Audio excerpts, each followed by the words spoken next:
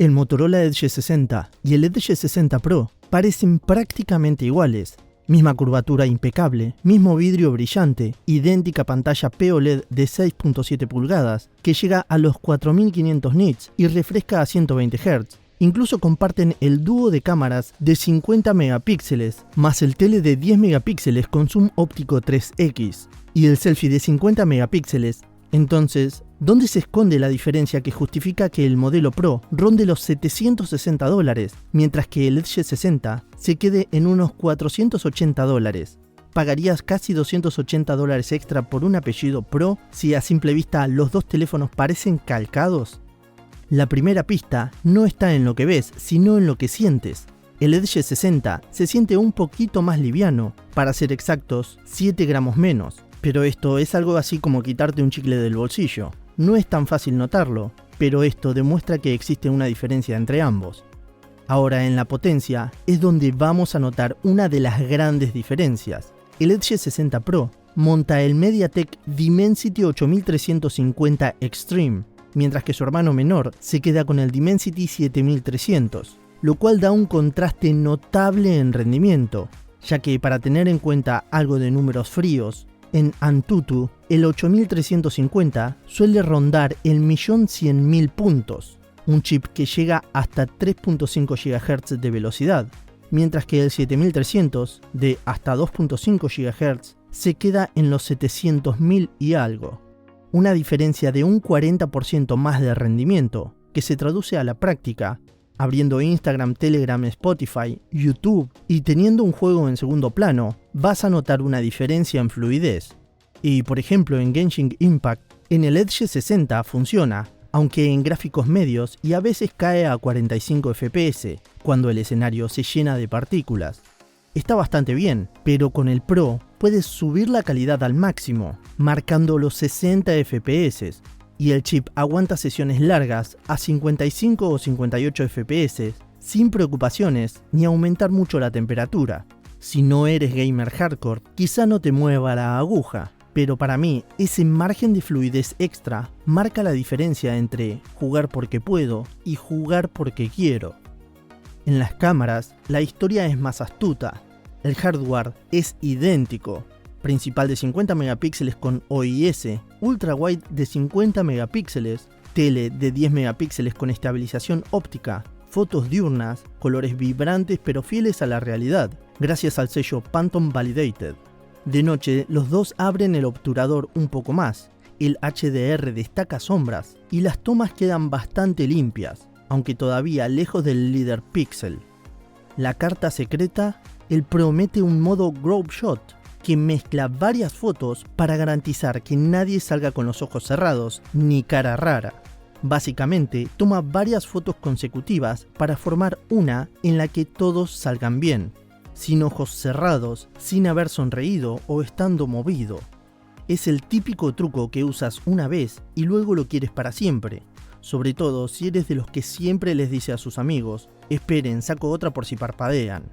Y si nos vamos a la autonomía del Edge 60, dispone de 5200 mAh con carga de 68 watts, mientras que el Edge 60 Pro aumenta ambos datos, con una batería de 6000 mAh con carga más rápida de 90 watts, y además de esto, incluye soporte de carga inalámbrica a 15 watts.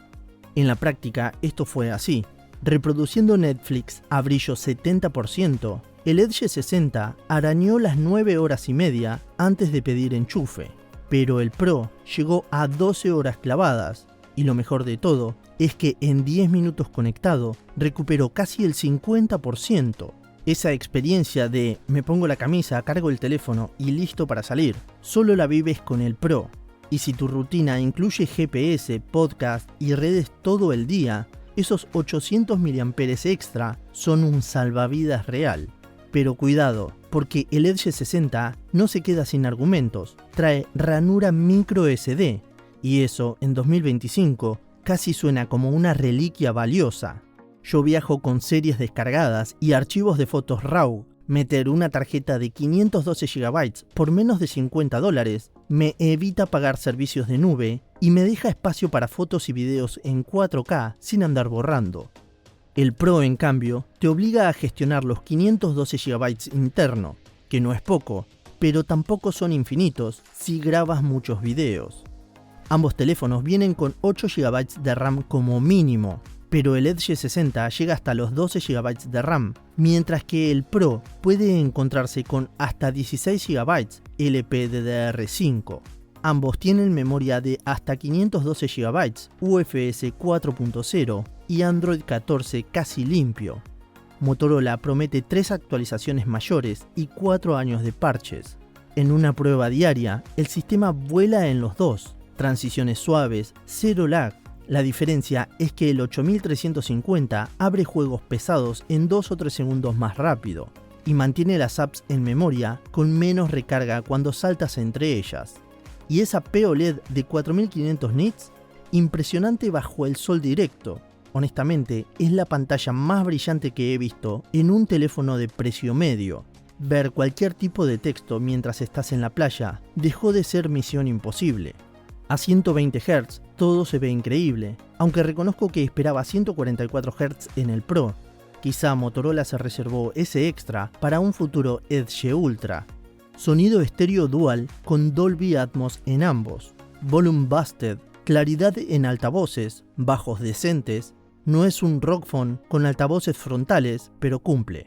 El motor áptico vibra firme, tipo iPhone-like, y los micrófonos capturan voz clara, incluso con viento moderado.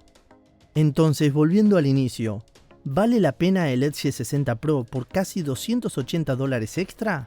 Yo pienso que si tu día gira alrededor de juegos exigentes, uso constante del dispositivo que necesita mayor autonomía, carga inalámbrica en la oficina, la respuesta es sí.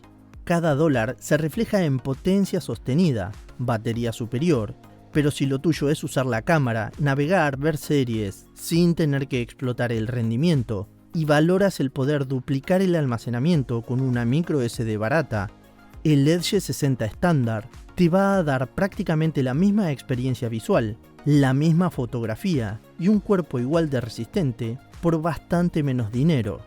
Pero la decisión queda en tus manos. ¿Cuál piensas que conviene más?